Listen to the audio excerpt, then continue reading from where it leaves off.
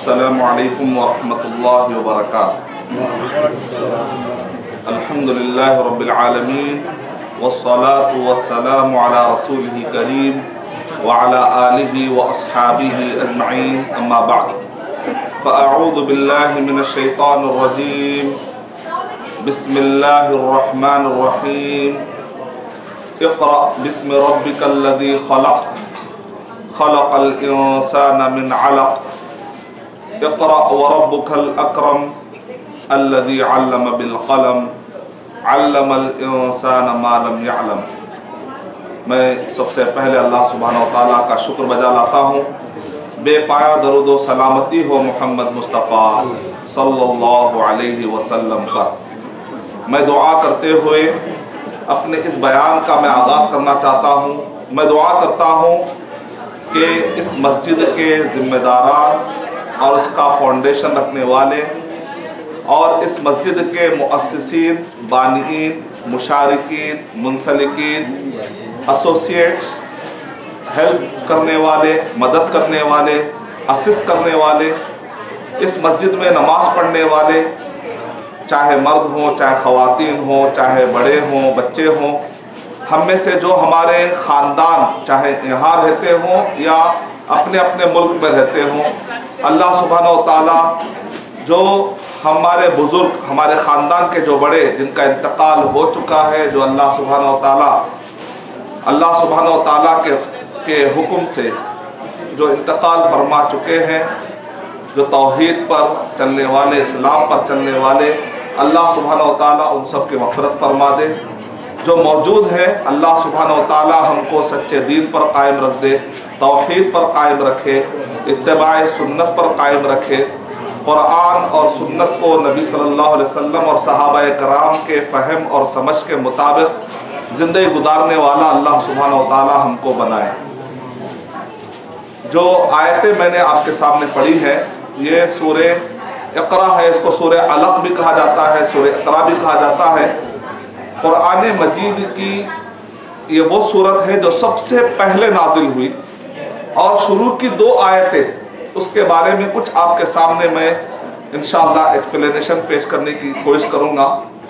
اقرا باسم ربک الذی خلق، خلق الانسان من علق۔ یہ 2 آیتوں پر اگر آپ غور کریں گے تو اس کے اندر ایک بہت بڑا میسیج ہے، بہت بڑا ریمائنڈر ہے، ایک بہت بڑا پیغام اس کے اندر ہے کہ آج دنیا تو بہت پڑھ رہی ہے، نالج تو بڑی آسانی کے ساتھ فنگر ٹپ پر ہے۔ اگر ہم موبائل یوز کرتے ہیں تو ہمارے فنگر ٹپ پر جیسے چاہیں گے ہم کو قرآن مجید کی آیتیں مل جاتی ہیں، حدیث مل جاتی ہے۔ پرانے زمانے میں ایک حدیث کے لیے بہت دور دور سفر کرنا پڑتا ہے، لیکن آج فنگر ٹپ پر نالج اویلیبل ہے۔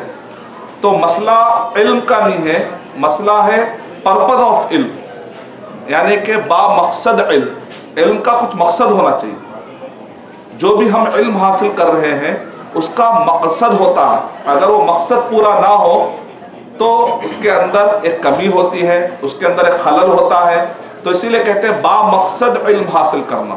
اسی لیے ہم کو ہمارے اساتذہ، ہم کو ہمارے بڑے علماء نے جب نصیحت کی تو ہم کو یہی بتایا انہوں نے، چاہے میں ہندوستان میں علماء کے پاس پڑھا ہوں یا مدینہ یونیورسٹی میں مجھے علماء کے پاس پڑھنے کا موقع ملا، تو ان سب نے ہم کو یہی نصیحت کی کہ صرف علم حاصل کرنے پر توجہ نہیں دو، بلکہ علم کا مقصد بھی پورا ہونا چاہیے، یعنی جاننے کے بعد مقصد کیا ہے۔ جیسے اللہ تعالیٰ نے قرآن مجید میں ارشاد فرما دیا، اقرا کہہ کر آیت ختم نہیں ہوئی، اقرا کہہ کر آیت ختم نہیں ہوئی، بلکہ اقرا کہہ کر اس کے اندر مقصد بتایا جا رہا ہے کہ تمہارا علم ریڈ، قرآن مجید کہہ رہا ہے کہ تم پڑھو، ریڈ کرو۔ کیوں؟ بسم ربک الذی خلق، تاکہ اس رب کو پہچانو جس نے تم کو پیدا کیا۔ اگر میں بہت علم والا ہوں لیکن میں اپنے رب کو نہیں پہچان سکا، میں اپنے رب کے تعلیمات کو نہیں پہچان سکا، میرا رب مجھ سے کیا چاہتا ہے، اگر میں اس کو جان نہیں سکا تو میرا علم ادھورا ہے۔ اسی لیے ہم کہتے ہیں کہ آج دنیا بہت بڑے ڈسکوریز کر رہی ہے۔ ایکسپینشن آف یونیورس ڈسکور کیا گیا، بگ بینگ تھیوری ڈسکور کیا گیا، سمندر کے اندر جو لیئرز ہوتے ہیں गहरे समंदर के अंदर इतने लेयर्स होते हैं कि वहाँ पर आदमी को वहाँ पर अपना हाथ भी नज़र नहीं आएगा, इतने बारीकी के साथ। यहाँ तक कि एम्ब्रियोलॉजी जो कि दुनिया का सबसे एक टफेस्ट इल्म माना जाता है, लेकिन उसके बारे में कहा था कि माइक्रो लेवल के जो गैजेट्स हैं वो मालूम होने के बाद एम्ब्रियो की जो स्टडी होती है वो मुकम्मल होती है। तो हम कहेंगे बहुत अच्छी बात है कि पूरी दुनिया में आज डिस्कवरी हो रही है, पूरी दुनिया के अंदर आज नॉलेज की भरमार हो रही है। लेकिन अगर ये पूरी नॉलेज इंसान को आखिरी में सिर्फ क्रिएशन के हद तक ही हो जाती है और क्रिएटर तक नहीं ले जाती है, तो हम कहेंगे कि आपकी डिस्कवरी अधूरी है।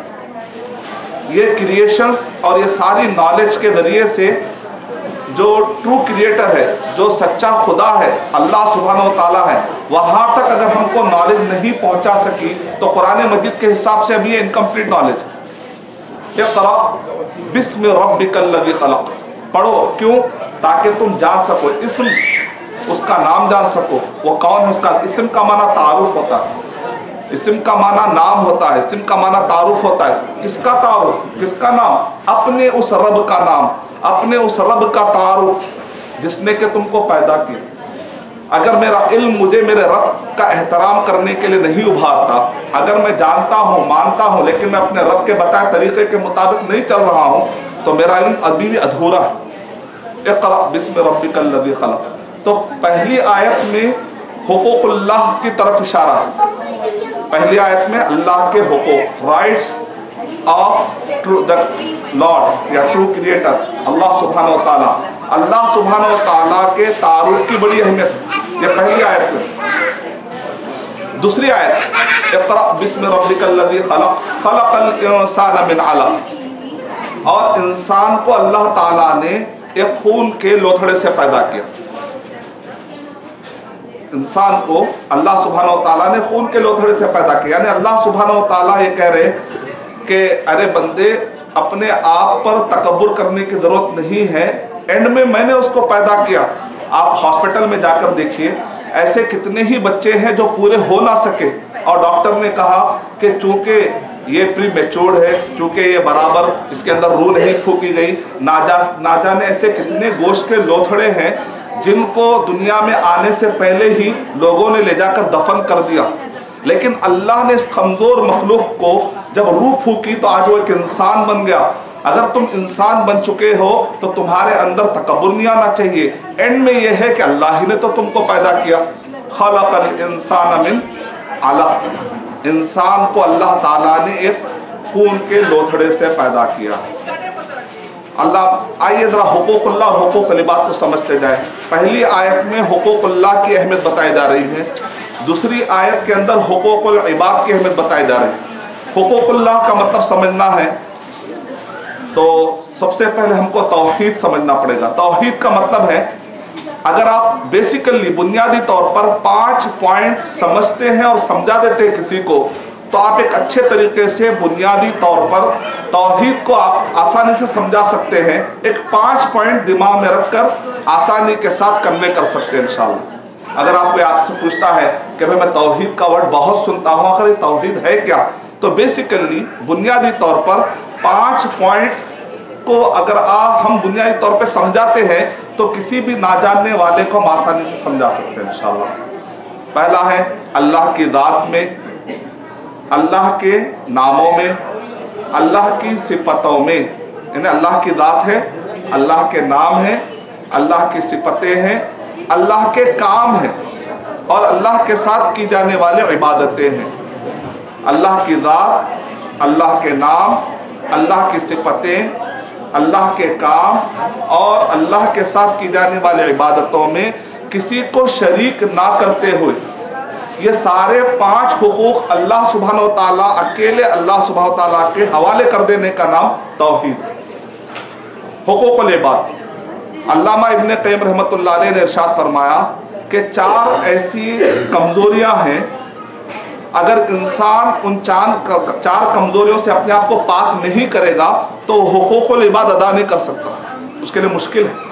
और ये 4 जो कमज़ोरियाँ हैं, ये सारे बुराइयों की जड़ है। हुकूकुल्लाह भी अदा करना मुश्किल हो जाएगा, हुकूकुल इबाद भी अदा करना मुश्किल हो जाएगा। یہ 4 کمزوریاں ہیں جو انسان کو اللہ تعالیٰ سے دور کر دیتے ہیں، انسان کو کامیابی سے دور کر دیتے ہیں۔ یہ 4 کمزوریوں پہ جو آدمی قابو پا لیتا ہے دنیا کا سب سے کامیاب ترین انسان ہو جاتا ہے۔ اور یہ 4 چیزیں ایسی ہیں جس کے ذریعے سے دوسرے برائیاں جنم لیتی ہیں۔ یہ جڑ ہے گویا، یہ ایسے روٹ کاز ہیں، یہ ایسے جڑ ہیں کہ اگر یہ 4 چیزوں پر ایک آدمی کنٹرول نہیں کر پاتا تو دوسرے بہت سارے بیمار جنم لیتے ہیں اور آدمی پریشان ہو جاتا ہے۔ کوئی ڈپریشن کا شکار ہو جاتا ہے، کوئی آدمی آئسولیٹڈ ہوتا ہے، کمیونٹی سے دور، لوگوں سے دور، آخری میں اس کو غم، لوگوں سے دور، پریشانی۔ 4 چیزیں کیا ہیں؟ الکبر والحسد والشہوۃ والغضب۔ یہ 4 کمزوریاں کیا ہیں؟ الکبر کا مطلب ہوتا ہے تکبر، الحسد کا مطلب ہوتا ہے حسد، جس کو ہم انگلش میں کہتے ہیں envy یا jealousy یا jealousness، اور تیسرا ہے الشہوۃ، wrong desires یا false desire یا wrong intention، اور چوتھی کمزوری ہے الغضب، غصے میں آ جانا، غصے پہ کنٹرول نہیں کرنا۔ یہ 4 کمزوریاں ہیں جو انسان کو دنیا میں پیچھے کر دیتی ہے، اللہ کے پاس بھی اور بندوں کے پاس بھی۔ آئیے کیا ہے اس کے بارے میں تھوڑا انفارمیشن میں آپ کو شیئر کرنے کی کوشش کرتا ہوں انشاءاللہ۔ تکبر، تکبر کا مطلب کیا ہے؟ علماء کرام کہتے ہیں تکبر کا مطلب یہ ہے اللہ نے مجھے بھی پیدا کیا اور سامنے والے کو پیدا کیا، اگر میں سامنے والے کو گرا کر دیکھتا ہوں تو گویا کہ میں اللہ سبحانہ و تعالیٰ سے کہہ رہا ہوں کہ تیری مخلوق کو میں پسند نہیں کرتا، یعنی گویا کہ میں اللہ تعالیٰ سے کہہ رہا ہوں کہ تو نے غلط چیز پیدا کر دی اور میں اس سے بھی اچھا ہوں۔ حالانکہ ہمارا عقیدہ یہ ہے کہ وہی اللہ ہے، اللہ نے اس کو بھی پیدا کیا تو اللہ مجھے بھی پیدا کیا، تو پھر سامنے والے سے ایسی نفرت کیوں؟ سامنے والے کو میں آخر کس بیس پہ گرا کے دیکھ سکتا ہوں؟ کیا اس کو کسی اور خدا نے پیدا کیا ہے کیا؟ نہیں، جس خدا نے اس کو پیدا کیا اسی خدا نے مجھے پیدا کیا، تو ہمارا اور اس کا خدا تو سیم ہے، تو میں کیا بنیاد پر کہوں کہ میں اس سے بیٹر ہوں، میں اس سے بہتر ہوں؟ تو اسلام یہ کہتا ہے کہ تم پورے کے پورے آدم علیہ السلام کی اولاد ہے، تو جو تکبر کی جو بیج ہے وہ بیج ہی کو اسلام ختم کر دیتا، چاہے وہ کوئی بھی مذہب کا ماننے والا، کوئی بھی ریلیجن کا ماننے والا ہو۔ سب سے پہلے اسلام کی خصوصیت یہ ہے کہ اسلام انسانیت سکھاتا ہے۔ سورہ انسان قرآن مجید میں 114 سورتوں میں ایک سورہ کا نام ہی سورۃ الانسان ہے۔ انسانیت کو جتنا اسلام پروموٹ کرتا ہے بیلنس طریقے سے، شاید ہی دنیا میں کوئی ریلیجن ہو، شاید ہی دنیا میں کوئی ایسا سسٹم ہو، لیکن آج میڈیا کے بعض گوشوں کی وجہ سے ایسا لگ رہا ہے جیسے کہ اسلام انسانیت کی قدر ہی نہیں کرتا۔ بات ایسی نہیں ہے۔ نبی اکرم صلی اللہ علیہ وسلم نے کیا ارشاد فرمایا کہ تم پورے کے پورے کیا ہو؟ آدم علیہ السلام کی اولاد ہو، اور آدم علیہ السلام کو کس نے پیدا کیا؟ اللہ تعالیٰ نے پیدا کیا۔ یہ سب ہمارا عقیدہ ہے، اور ہم ہر جمعہ میں پڑھتے ہیں یا ایھا الناس اتقوا ربکم الذی خلقکم من نفس واحدہ، اے لوگو تم اللہ سے ڈرو، اس رب سے جس رب نے تم سب کو ایک جان سے پیدا کیا۔ یعنی کہ اگر پہلے تصور پیدا ہو جائے کہ میں جس کو گرا کے دیکھ رہا ہوں اللہ سبحانہ تعالیٰ کی مخلوق ہے، کیا اللہ تعالیٰ دنیا میں کسی کو بغیر مقصد کے پیدا کرتا ہے؟ کیا نہیں؟ افحسبتم انما خلقناکم عبثا، کیا تمہیں سمجھتے ہو کہ اللہ تعالیٰ نے تم کو بلا مقصد ایسے ہی پیدا کر دیا؟ نہیں۔ قرآن مجید میں اللہ تعالیٰ کیا فرما رہے ہیں؟ ربنا ما خلقت ھذا باطلا، اے اللہ تو نے دنیا میں یہ سب چیزوں کو بیکار مقصد کے لیے پیدا نہیں کیا۔ نبی اکرم صلی اللہ علیہ وسلم یہ آیت رات میں تہجد میں اٹھتے تھے، اس زمانے میں چھت کھلے کھلے رہتے تھے، تو رات میں اٹھتے تھے تو تاروں کی طرف دیکھ کر کہتے تھے یہ تاروں کو اللہ نے بغیر مقصد کے پیدا نہیں کیا۔ اگر میں کسی کو کہہ رہا ہوں کہ یہ آدمی بیکار ہے، کچھ کام کا نہیں ہے، اور آپ کو تکبر آنا شروع ہوتا ہے، تو تصور میں یہ ہمارے ذہن میں آ جانا چاہیے کہ یہ آدمی کو اللہ نے پیدا کیا، تو اللہ تعالیٰ بغیر مقصد کے کسی کو پیدا نہیں کرتا، اللہ کی حکمت، یہ اللہ کی مخلوق ہے۔ احترام، ایک شخصیت کا احترام انسان کو تکبر سے بچا سکتا ہے، اور تکبر اور حسد یہ دونوں ملے جلے ہیں۔ بعض اس میں ایسے برائیاں ہیں، یعنی اس کو کہتے ہیں انٹر کنیکٹڈ ہے بمبر، ایک برائی سے دوسری برائی، دوسری برائی سے تیسری برائی، تیسری برائی سے چوتھی برائی، جس کو کہتے ہیں انٹر کنیکشن ہے، ان کا آپس میں بڑا گہرا ریلیشن ہے۔ آپ غور کر کے دیکھیں، تکبر اور حسد کو اگر ملا کر پڑھیں گے، ہم تکبر اور حسد کو سمجھنے کی کوشش کریں گے تو ابن قیم رحمۃ اللہ علیہ فرما رہے ہیں کہ آسمان پر سب سے پہلا جو گناہ ہوا وہ بھی تکبر اور حسد کی بنیاد پر، اور زمین پر جو سب سے پہلا گناہ ہوا وہ بھی تکبر اور حسد کی بنیاد پر ہوا۔ وہ کون سا گناہ ہے؟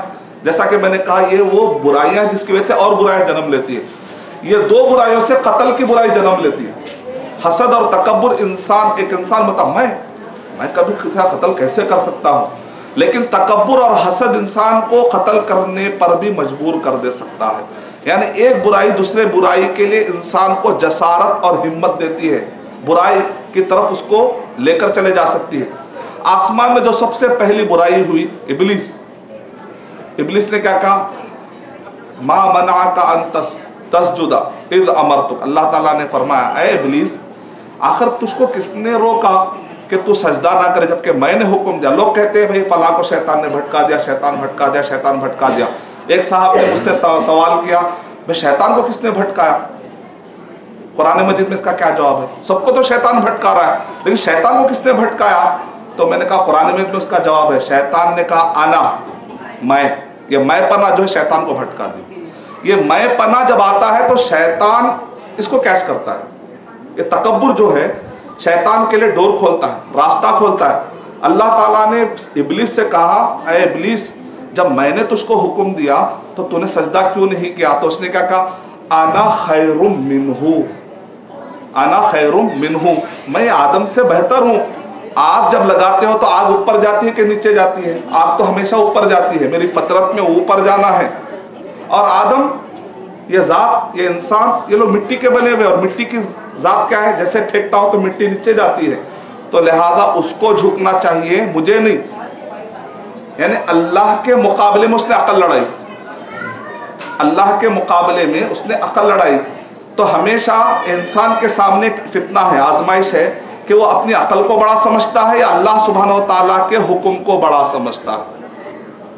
بعض لوگ کہتے ہیں بھائی میری عقل سے مجھے کامن سینس ہے تو مجھے کیا ضرورت ہے قرآن اور صحیح حدیث کو ڈیپ میں پڑھنے کی، میں کامن سینس بہت اسٹرانگ ہے میرا، تو اس لیے قرآن اور حدیث کو زیادہ نہیں پڑھتا، میں سب سمجھنے کی کوشش کرتا ہوں۔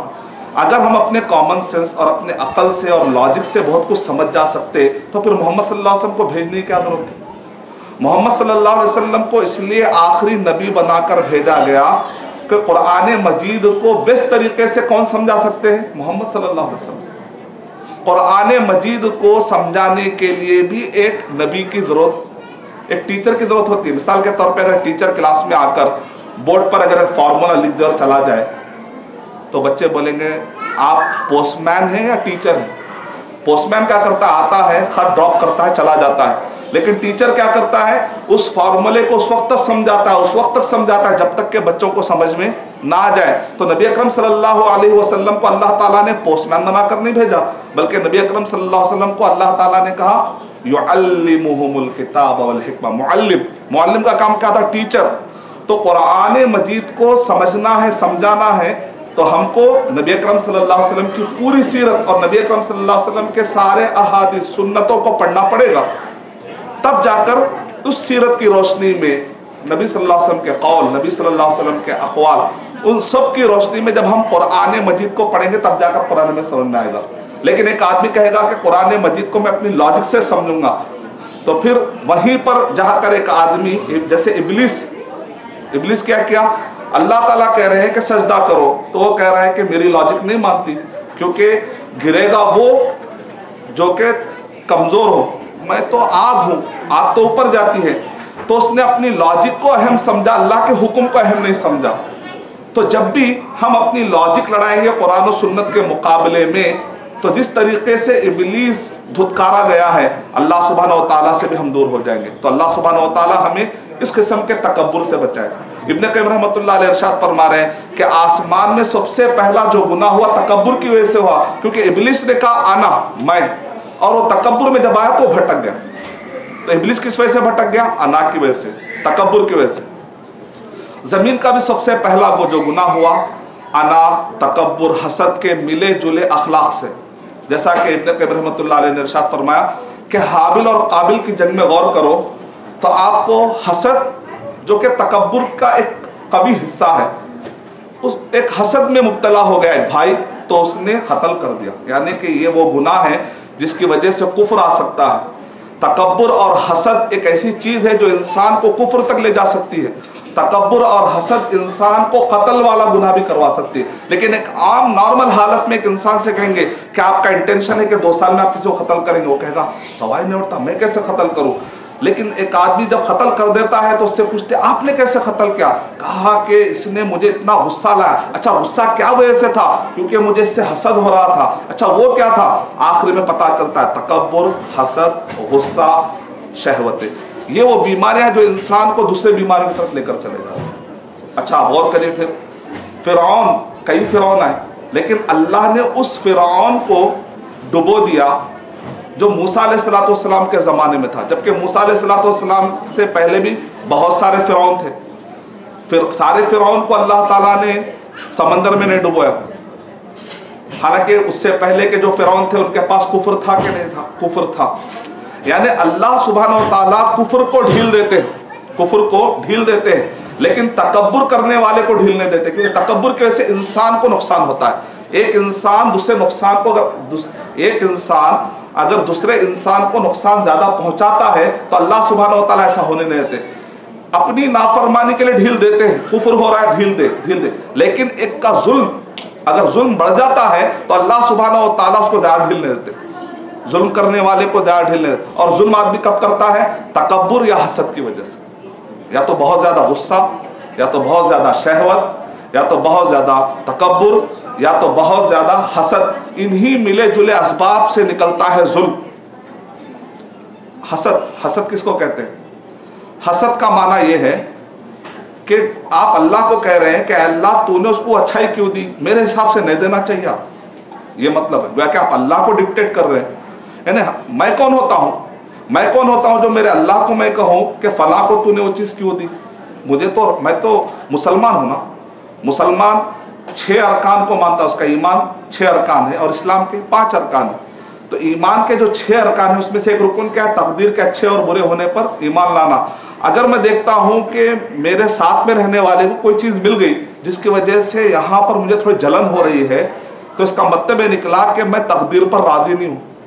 اللہ نے اس کے حق میں جو فیصلہ کیا گویا کہ میں اس فیصلے پر راضی نہیں ہوں، اور میں اب اللہ کو ڈکٹیٹ کر رہا ہوں کہ اے اللہ اس کو تو یہ چیز نہیں ہونی چاہیے تھا اور آپ غلط کر رہے ہو، گویا کہ میں صحیح کر رہا ہوں۔ یعنی کہ اللہ کے فیصلوں کو میں جج کروں گا، کیا میں اس قابل ہوں کہ میں اللہ کے فیصلوں کو جج کروں؟ نہیں۔ تو اگر مجھے یہ پتہ چل جائے کہ جو بھی ہو رہا ہے وہ اللہ سبحانہ و تعالیٰ کی طرف سے ہو رہا ہے تو میرے دل میں جلن کیوں آئے گی؟ تو اسلام میں حل ہے جلن کا، اسلام میں حل ہے میرے تکبر کا، اسلام میں حل ہے میری انا کا۔ جب بھی میں سمجھوں گا کہ میں بڑا ہوں تو وہاں پر یہ سارے برائے پیدا ہے۔ جب میں تصور میں لاتا ہوں کہ میں عبداللہ ہوں، میں اللہ کا غلام ہوں، میں محمد صلی اللہ علیہ وسلم کی اطاعت کرنے والا ہوں، مجھے قرآن اور صحیح حدیث میں جو آتا ہے نا سمعنا و اطعنا کرنا ہے، مجھے بس اس کے طریقے کے مطابق چلوں گا تو میں دنیا میں بھی کامیاب رہوں گا، آخرت میں بھی کامیاب رہوں گا۔ یہ مزاج جتنا اچھا ڈیولپ رہے گا یہ سب بیماریوں پر کنٹرول کر سکتا ہوں میں۔ اگر میں یہ مزاج کو ڈیولپ نہیں کر پایا تو یہ بیماریاں کب میرے پاس آئیں گے اور کب مجھے دنیا اور آخرت میں تباہ کریں گے اس کا اندازہ بھی نہیں ہو سکتا۔ حسد کے اندر ایک اور ایک پوائنٹ ہے، کیونکہ سورہ حسد نازل ہو، من شر حاسد اذا حسد۔ حسد کیا ہے اصل میں؟ حسد نکلا ہے، عرب کے لوگ یہ ورڈ استعمال کرتے ہیں حسد، اصل میں لسان العرب میں یہ ورڈ لکھا ہوا ہے۔ حسدل ایک کیڑے کا نام ہے، حسدل ایک کیڑے کا نام ہے۔ وہ کیڑے کی خصوصیت یہ ہے کہ جب انسان کو چمٹ جاتا ہے تو خون چوستا ہے یہاں تک کہ موٹا ہو جاتا ہے، جب اڑنا چاہتا ہے تو اڑ نہیں پاتا ہے، گر کر مر جاتا ہے۔ تو عرب کے لوگ کہتے تھے یہ حسدل کیڑا نام رکھا انہوں نے، اس کیڑے کا نام حسدل ہے۔ بعد میں انہوں نے کہا حسد کرنے والے کو، جلن کرنے والے کو انہوں نے یہ نام دیا، کیوں؟ اس لیے کہ کیڑا خود بھی پریشان ہوا، پہلے تو سب کا خون چوسا اور بعد میں اڑ نہیں سکا، اپنے کو بھی نقصان پہنچایا، سامنے والے کو بھی نقصان پہنچایا۔ اسی لیے کہتے ہیں نا الحسود لا یسود، سب سے بے چین کون سا ہوتا ہے؟ حسد کرنے والا، جلن کرنے والا، اس کی نیند برابر نہیں ہوتی، کیونکہ اس کو ہمیشہ کسی نہ کسی کی جلن یا کسی کی ترقی، اور دنیا میں کچھ لوگ ہیں اپنا نقصان کرتے ہیں کسی کو بتانے کے لیے کام کرتے ہیں، یہ لوگ بھی بڑے تکلیف میں رہتے ہیں۔ ڈپریشن میں کون سے مریض جاتے ہیں؟ اگر آپ کئی کارڈیالوجسٹ سے پوچھیں گے کہ آج کل جو مریض آ رہے ہیں تو ان کے مریضوں کی جو فہرست ہوتی ہے اس کے پیچھے بہت زیادہ حسد، بہت زیادہ تکبر ہوتے ہوتے آخری میں اس کو بی پی کا مریض بنا دیتا ہے. بہت سارے اب جب خون کا جو امبیلنس ہوتا ہے اس کی وجہ سے کافی بیماریاں جنم لیتی ہیں. تو یہ جو بیماریاں ہوتی ہیں آدمی اپنے آپ کو نقصان پہنچا رہا ہے، کسی اور کو نہیں. میں اس کو بتانے کے لیے کروں. ٹھیک ہے بھائی، آپ 2 سال کے بعد، 3 سال کے بعد، 5 سال کے بعد ایک دن جس کو آپ بتانا چاہ رہے ہیں وہی آدمی مر گیا سمجھے، تب آپ کس کو بتا رہے؟ تو 5 سال تو میرے ویسٹ ہوئے نا. میں اگر اللہ کو بتانے کے لیے کروں گا تو وہ اللہ زندہ ہے اور اللہ دیکھ رہا ہے، اس پر مجھے اجر بھی ملے گا. مثال کے طور پہ ایک آدمی کہتا ہے کہ میرے پاس فون آتے ہیں تو میں کاؤنسلنگ کرتا ہوں. اکثر آنے والے کہ میں نے میرے بھائی کے لیے یہ کیا، میں نے میرے دوست کے لیے یہ کیا، میں نے میری انجمن کے لیے یہ کیا، میں نے میرے جماعت کے لیے یہ کیا، میں نے میری قوم کے، لیکن آج یہ قوم مجھ سے کہہ رہی ہے، مجھ سے کہ تم کون ہے. بھائی کہہ رہا ہے تم کون ہے. تو اس لیے مجھے بہت تکلیف ہو رہی. تو میں ان سے کاؤنسلنگ میں کہتا ہوں کہ آپ نے بھائی کے لیے کیوں کیا، آپ نے انجمن کے لیے کیوں کیا، آپ نے قوم کے لیے کیوں کیا، آپ اللہ کے لیے کیوں نہیں کی؟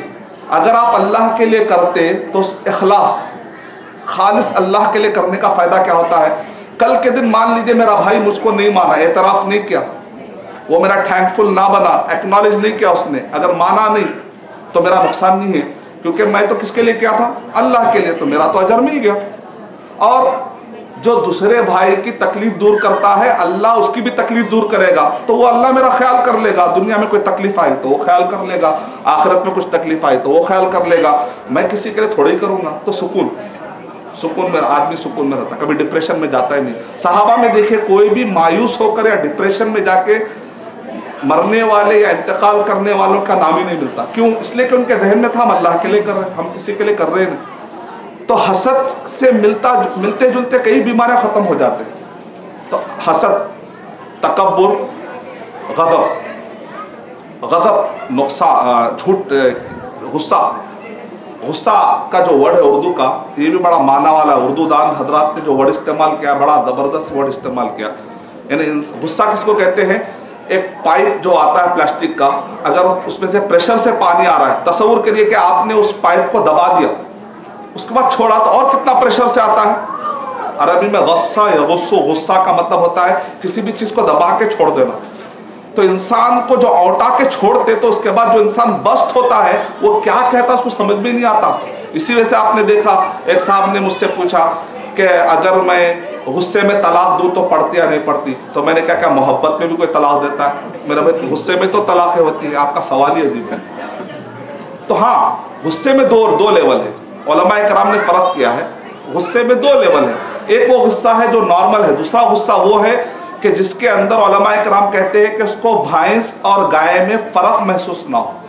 یہ لیول کا غصہ، اس کو یہ نہ معلوم ہے کہ آسمان کیا ہے زمین کیا ہے. اس وقت پر اگر طلاق کہتا ہے تو بعض علماء کرام نے کہا کہ اگر وہ آدمی اس ٹائپ کا ہے، میڈیکل رپورٹس آتے ہیں تو کہا بھائی اس کی عقل بند ہو چکی تھی لہذا معاف ہے. وہ لاسٹ کیٹیگری ہے. لیکن جتنے بھی طلاق ہوتے ہیں غصے کی وجہ سے. کتنے ایسے لوگ ہیں آج جیل میں پڑے ہوئے ہیں، وجہ کیا؟ غصہ ہے. کتنے ایسے لوگ ہیں آج اپنی بہن کو معاف کرنے ریڈی نہیں ہے. کبھی ایک ٹائم کا وہ غصہ تھا لیکن 10 سال پیچھے ہو گئے. 10 سال رشتہ داروں کے حق ادا کرنے کا جو ثواب تھا وہ لے نہ سکے، ماں باپ کی عزت کرنے کا جو ثواب تھا وہ لے نہ سکے. نتیجے میں آپ جانتے ہیں دنیا میں جو لوگ رشتہ داروں سے دور ہوتے ہیں، سورہ رات میں اللہ تعالیٰ ارشاد فرما رہے ہیں کہ جو لوگ اپنے رشتہ داروں کو کاٹتے ہیں ان کی زندگیوں پہ لعنت ہوتی ہے، ان کے کاروبار میں لعنت ہوتی ہے، ان کے ریلیشنز میں لعنت ہوتی ہے. لعنت کا مطلب کیا ہے؟ نقصان. ہر طرف برکت ختم، نقصان، بیماریاں، پریشانیاں، تکلیف. تو یہ سب کیا ہے؟ غصے کی وجہ سے ریلیشن ٹوٹ جاتے ہیں. غصے کی وجہ سے بڑے بڑے آرگنائزیشن ٹوٹ جاتے ہیں. غصے کی وجہ سے بڑے بڑے کمیٹیز، اپنے غصے پہ کنٹرول کرنے والا آدمی بڑی آسانی کے ساتھ اپنے ٹارگٹ کو اچیو کرتا ہے. جو لوگ غصے پہ قابو نہیں پاتے ہیں ان کو اپنے ٹارگٹ اچیو کرنے کے لیے بہت لمبا سفر کرنا پڑتا ہے، بہت لانگ. گویا کہ خواہ مخواہ کے اس کو اپنی کئی چیزوں پر اپنے آپ کو، اس کو جیسے کہتے ہیں مصیبت مول لینا، پریشانی، اکیلا ہو جاتا ہے وہ آدمی. تو غصہ، شہوت کا مطلب ہوتا ہے رانگ ڈیزائر، برے خواہشات. اس کے اندر بہت سارے چیزیں ہیں. سامنے والے کو ستانے سے بعض لوگوں کو بڑی خوشی ہوتی ہے. ایک خاص قسم کی بیماری جس کو آپ کہتے ہیں سیڈسٹک پلیجر، دوسروں کو ستانے میں اس کو بڑا مزہ آتا ہے. وہ جب دیکھتا ہے کہ کوئی تکلیف میں ہے تو بہت خوش ہونے لگتا ہے. سورہ مطففین جب پڑھتے ہیں، سورہ مطففین میں اس کا علاج کیا گیا. سورہ مطففین میں بتایا گیا ویل للمطففین. اچھا، ان کا نیچر کیا ہوتا ہے؟ جب دوسروں کو دینے کا مسئلہ آتا ہے تو بہت تول کے، جب لینے کا مسئلہ آتا ہے تو زیادہ سے زیادہ. یعنی مطلب یہ کہ اپنے سے زیادہ سامنے، اپنے سے زیادہ اسلام کیا کہتا ہے؟ اپنے سے زیادہ سامنے والے کا خیال رکھو. ایک اورینٹلسٹ سے پوچھا گیا آپ ہمیشہ محمد صلی اللہ علیہ وسلم کے خلاف لکھتے ہو، محمد صلی اللہ علیہ وسلم کی کوئی اچھائی بھی ہے تو بتاؤ. تو اس نے کہا میں لکھتے اس آدمی کی تعریف کرنے پہ مجبور ہو چکا ہوں. حالانکہ لکھنے کس پہ؟ کئی ایسے شخصیتیں ہیں اورینٹلسٹ جو محمد صلی اللہ علیہ وسلم کے خلاف لکھتے اسلام قبول کر لیں. اس میں سے ایک وہ ہے بنجامن ڈیوڈ، بہت مشہور کتاب ہے. وہ پی ایچ ڈی شروع کیے تھے محمد صلی اللہ علیہ وسلم کے خلاف لکھنے کے لیے، لیکن نبی اکرم صلی اللہ علیہ وسلم کی صرف سیرت پڑھے تو انہوں نے کہا لا الہ الا اللہ محمد رسول اللہ. ایسے تاریخ میں بہت ساری شخصیتیں. اسی طریقے سے ایک شخصیت نے اچانک تعریف شروع کر دی. اس نے کہا بھائی آپ تو خلاف لکھنے والے تھے نا. کہا کہ ایک ایسی چیز پوری سیرت کے اندر جس کے طور پہ مجھے ملی ہے کہ میں گرویدہ ہو چکا ہوں شخصیت کا. بولے کیا ہے وہ؟ بولے محمد صلی اللہ علیہ وسلم کی پوری زندگی کا خلاصہ یہ ہے کہ اپنے سے زیادہ سامنے والے کا خیال رکھنا. مثال کے طور پہ طائف کے میدان میں نبی اکرم صلی اللہ علیہ وسلم کو فرشتہ آ کر آفر دے رہا ہے کہ اگر آپ حکم دے، اشارہ دے تو ہم اخشبین، صحیح بخاری کے اندر ہے 2 پہاڑوں کے نام اخشبین، یہ طائف کے جو لوگ ہیں نا ان کو ہم پاٹ دیں گے. اب جسم سے خون جا رہا ہے، ایسے وقت پر ایک نارمل جو انسان ہوتا ہے، آرڈنری انسان کیا بولے گا؟ ہاں بھائی میرا بھی خون گیا، ان کا بھی خون جانا چاہیے، نارمل بات ہے. لیکن محمد صلی اللہ علیہ وسلم آرڈنری انسان نہیں تھے، ایکسٹرا آرڈنری. تو نبی اکرم صلی اللہ علیہ وسلم نے کہا میرا جو ہوتا ہے وہ تو ہو گیا، لیکن ان کا برا کیوں؟ نہیں ان کو ابھی مہلت دی جائے. ہو سکتا ہے یہ نہیں تو نہیں، ان کے آنے والی جو نسل ہو سکتا ہے وہ اسلام قبول کرے. ایک ایکسٹرا آرڈنری انسان، ہم کو ایز اے امت ایکسٹرا آرڈنری سوچنے کی ضرورت ہے. سامنے والے کا خیال زیادہ رکھیں. اگر جہاں پر ہم سامنے والے کا خیال زیادہ رکھنا شروع کر دیں گے، خود بخود آپ دیکھیں گے لوگ بھی محبت کریں گے. اللہ تعالیٰ کی محبت، اللہ تعالیٰ کی طرف سے رحمت، برکت. بھائی میرا نقصان ہوا تو اس کا بھی نقصان ہونا چاہیے، یہ کہ بجائے میرا جو ہوتا ہے چھوڑو بھائی، وہ تو اللہ تعالیٰ میرا پروٹیکشن کرنے والا ہے، اللہ دیکھنے والا، میں تقدیر پہ ایمان رکھنے والا ہوں. جب تک اللہ تعالیٰ نہیں لکھے گا نا میرے ساتھ کچھ ہونے والا نہیں ہے. اگر وہ لکھ دے تو کوئی مجھے بچانے والا نہیں ہے. میرا چھوڑ دو، لیکن اس کے ساتھ برا نہیں ہونا چاہیے. اس انداز میں اگر میں جینا شروع کر دوں جیسا نبی اکرم صلی اللہ علیہ وسلم کی زندگی سے پتہ چلتا. فتح مکہ کے موقع پر دیکھیے آپ، ابو سفیان نے کتنا ستایا نبی اکرم صلی اللہ علیہ وسلم کو، کتنا ستایا؟ 21 سال، 21 دن نہیں، 21 سال. جنگ بدر کے اندر سب سے زیادہ دھکا پہنچانے والا یہی شخص. جنگ احد کے میدان میں نبی اکرم صلی اللہ علیہ وسلم جو زخمی ہوئے نا، اس کا ریزن یہ شخص. جنگ احزاب میں پورے قبیلوں کو جمع کر کے لا کے مدینے میں حملہ کرنے والا یہ شخص.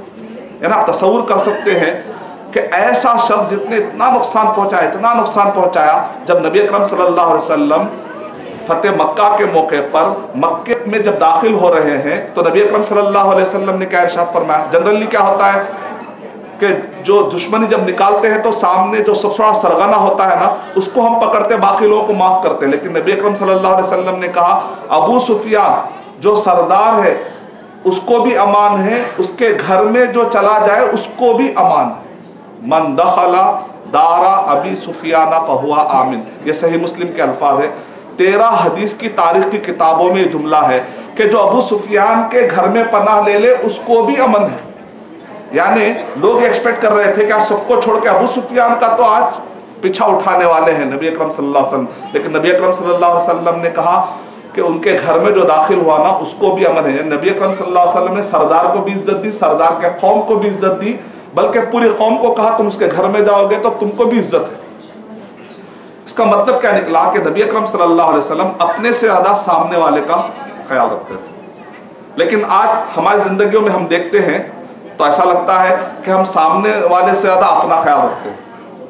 بہن، کتنے ایسے لوگ، نبی اکرم صلی اللہ علیہ وسلم 21 سال کی دشمنی کرنے والا شخص جب معاف کرتا ہے، جب معافی مانگتا ہے تو نبی اکرم صلی اللہ علیہ وسلم بغیر شرط کے معاف کر دے رہے ہیں۔ آپ نے یہ نہیں کہا 2 دن کے بعد دیکھیں گے، آپ نے یہ نہیں کہا کہ 1 دن کے بعد دیکھیں گے، آپ یہ نہیں کہہ رہے ہیں کہ میں کروں گا لیکن 21 سال میں کم سے کم اتنا بدلہ تو لوں گا میں 1%، ایسا بھی نہیں کہہ رہے، بلا شرط معاف کر دے رہے۔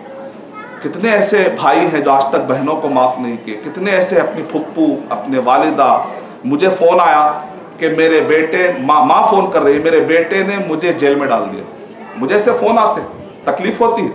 جب ہم سیرت پڑھتے ہیں، نبی اکرم صلی اللہ علیہ وسلم کی زندگی پڑھتے ہیں، پھر اس کا پلٹ کے ہم اپنے جائزہ لیتے ہیں، ہم بھی اس کا حصہ ہیں، اس معاشرے کا میں بھی ایک حصہ ہوں۔ ایسا نہیں کہ میں کوئی نیک یا پاک بات ہوں، مجھے بھی اپنی اصلاح کرنی۔ ہم سب کو نبی اکرم صلی اللہ علیہ وسلم کی جو سیرت ہے، اس سیرت پر ہم اگر آ جائیں گے تو دنیا کو اسلام کا صحیح پریچے، صحیح تعارف دینے کے ہم انشاءاللہ ذریعہ بن جائیں گے۔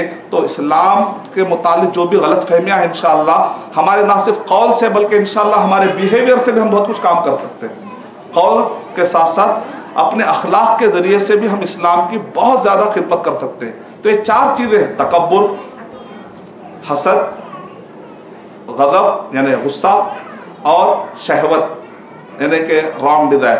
تو یہ چند باتیں تھی حقوق اللہ اور حقوق العباد سے متعلق، تو میں آپ کے سامنے پیش کرنا چاہ رہا تھا۔ اور اسی طرح ذمہ داروں نے خواہش کی ہے کہ کچھ پوائنٹس ہم جو ہے انگلش میں بھی کہیں تاکہ جو ہمارے نوجوان بھائی، تو میں انشاءاللہ 2-3 منٹ ایک پوائنٹ شیئر کرنا چاہتا ہوں انگلش میں۔ وہ ہے کہ I would like to share some information about to know your creator. So there are many questions arises from many people nowadays, especially the people who are now, there are many people, they are questioning or they are asking questions about Allah subhanahu wa ta'ala.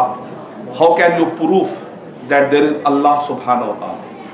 I visited Qatar, so there is a Christian. He asked me, how do you prove? He said, you have to prove that there is Allah subhanahu wa ta'ala and there is God and there is Allah subhanahu wa ta'ala. But the condition is you should not use the Quran and Hadith. Without using Quran and without using Sunnah, without using Hadith, you have to prove there is Allah subhanahu wa ta'ala. So I said, I am ready. Inshallah, I can prove inshallah. He said, scientifically you have to prove that there is Allah subhanahu wa ta'ala. So let me try, I said. So I said, do you believe there is a theory of Newton? He replied me, yes, I believe there is a theory of Newton theory. Okay, what is the gist of Newton theory? So he said, you have to tell me. So I said, the gist of Newton theory is to know the unknown thing through the known thing. For example, Newton has discovered there is a gravitational force in the earth. So he said, through a fallen an apple, we can understand there is a gravity through apple. Apple is something is known and the gravitational force something is unknown. So through the falling of an apple, we can understand there is a gravitational force. Okay, so I said similarly, take a Quran, instead of apple, take a Quran. Through this Quran, you can understand and you can know there is Allah subhanahu wa ta'ala. Please inform me who is the writer of this book. Where is the writer? Where is the author? If you say that the Muhammad sallallahu alaihi wasallam is the author and is the writer, so I can say in Encyclopedia of Britannica, the Encyclopedia of Britannica, these people has published, said that Prophet Muhammad sallallahu alaihi wasallam was an ummi. Ummi means neither he can write, neither he can read. That the meaning of ummi. Okay. And in the 7th century, between 6th and 7th century, okay, according to the modern day history, people are saying and people are claiming that before Europe Renaissance there was a dark ages, and when European Renaissance occurred 1452, and when America has been discovered 1492, and people are saying, the modern historians, they are saying, claiming that the before these dates are all are dark ages. Okay, Prophet Muhammad sallallahu alaihi wasallam was in dark ages. Prophet Muhammad sallallahu alaihi wasallam was an ummi. At that time there is no micro level gadgets, but in Surah Alaq you will find William Keith Morey.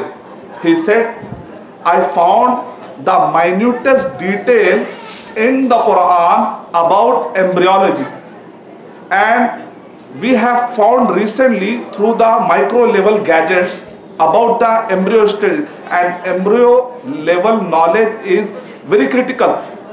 We can't understand without micro level gadgets, and in that century no one can guess about this minutest detail, but Quran is informing.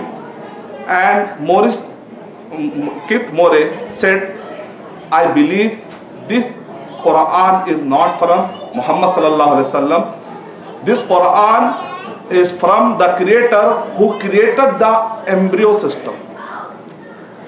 So after this small reply, that Christian brother, he said, now I believe that Quran is from Allah subhanahu wa ta'ala. In this Quran, it is Allah subhanahu wa ta'ala is mentioned, inna nahnu nazzalna dhikra wa inna lahu lahafidun. Allah subhanahu wa ta'ala is saying in this Quran, innani anallah, which means we can understand through the Quran that there is Allah subhanahu wa ta'ala. So, with this small example, I would like to share this small information. تو میری خواہش یہ تھی کہ ہمارے ذمہ داروں نے جو خواہش کی کہ تھوڑا انگلش میں بھی بیان ہو، تاکہ ہمارے کچھ نوجوان بچے ہیں، ساتھی ہیں، کیونکہ آج کل میں دیکھ رہا ہوں کہ میں مسلمانوں میں ایک ٹائپ آف ایتھیزم آ رہا ہے. ٹائپ آف ایتھیزم کا مطلب ہے کہ تھوڑا سا عقل میں کوئی چیز بیٹھ نہیں رہی ہے تو جلدی پریشان ہو کر وہ کہہ رہے ہیں کہ شاید کہ بھئی ہم لوگ کہیں قرآن اور صحیح حدیث کی وجہ سے پوری طرح سے ہم انفارمیشن لے پائیں گے یا نہیں لے پائیں گے. ایسا کیوں ہو رہا ہے؟ کیونکہ لیک آف نالج کی وجہ سے ایسا ہو رہا ہے. تو اس وجہ سے ہم کو جو بھی سوالات آ رہے ہیں اس پر ہم کو تیاری کرنا ہے، کیونکہ ہماری ذمہ داری ہے کہ جس طریقے سے ہمارے بڑوں نے بڑی محنت کی اور ہم تک اسلام بتایا ہے، پہنچایا ہے، ہم کو بھی آنے والے جنریشن تک اسلام پہنچانے کی ہم کو محنت کرنی پڑے گی. میں اللہ تعالیٰ سے دعا کروں گا کہ اللہ سبحانہ و تعالیٰ ہمارے نیتوں کو سچا کر دے، ہمارے دلوں کو صاف کر دے، ہمارے ذہنوں میں سکون بھر دے، اور ہمارے گھروں کو اللہ سبحانہ و تعالیٰ آباد رکھے، ہمارے گھروں کے اندر سکون دے، دنیا اور آخرت کی ساری کامیابی اللہ سبحانہ و تعالیٰ ہم کو عطا کر دے. آمین. وآخر دعوانا الحمدللہ رب العالمین.